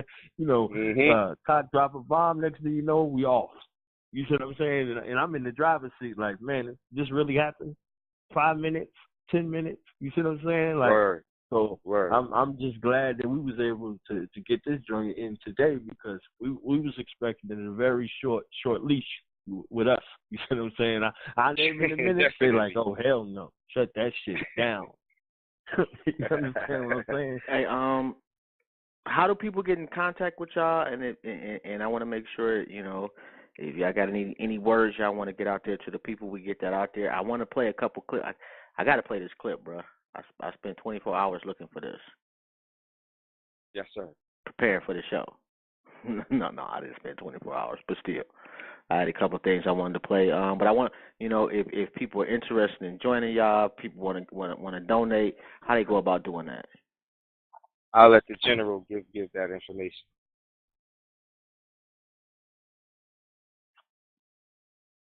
Hello? Black General, you still with us? All right. Did he hang up? I'm not sure. Let me see. I know I didn't hang anybody up. Damn, but, King, I spoke too soon. You see how it goes. You know what I'm saying? Right. All right, there we go. Yeah. All right, so so I guess it would fall in my hands, correct? All right, so here we are. Reach us, Black family, if you're interested in joining the Blackest Formation, doing the serious work for our people. We're not just talking about doing serious work. We're doing serious work. Have been doing serious work since 1996. Black Riders Liberation Party. Black Riders 1996 at gmail.com. Again, that is Black Riders 1996 at gmail.com. Send your information. Let us know you listen to the show, you're interested in joining the Black Riders Liberation Party. Please, family, I'm going to just tell you straight up, don't expect a immediate 2-minute response. It doesn't work like that. You know, our staff, we get so many emails per day. You know what I'm saying? So just give us some time. We will definitely get back at you. All right? Please don't start emailing us every day. Then it becomes harassment and all that type. I mean, it happens. So this is why I got to make it boring. Don't do that. Because what will happen is we'll just automatically reject you and you'll probably be sending emails for the next 2 years. You understand? And then we're going to think you're stalking, and then you're going to have a serious problem. And trust me, we don't call the pigs. You dig? So be mindful of what you do. We don't call pigs. You know what I'm saying? We ain't into that. So, some things we can say on the air and some things we just can't say on the air. I think we got your point there, bro. Call pigs. You dig? So be mindful, family. Be mindful.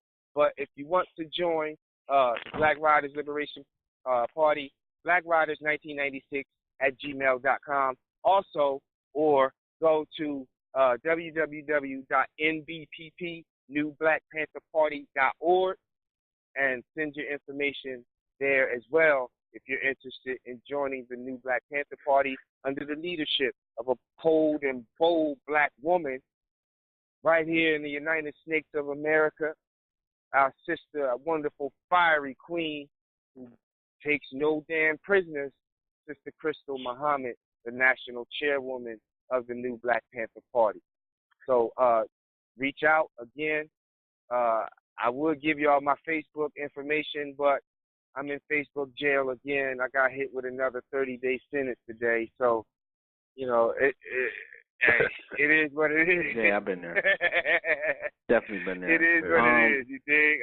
Listen, I don't take no prisoners. I teach this truth regardless to whom or what. No doubt, man. And salute to you, General, King Samir. Salute to you, General Taco. Yeah, I'm trying to get it out because we got 1 minute to go. I don't want her to cut you off. Go ahead, General. General? Black Power, General, you on Black Power?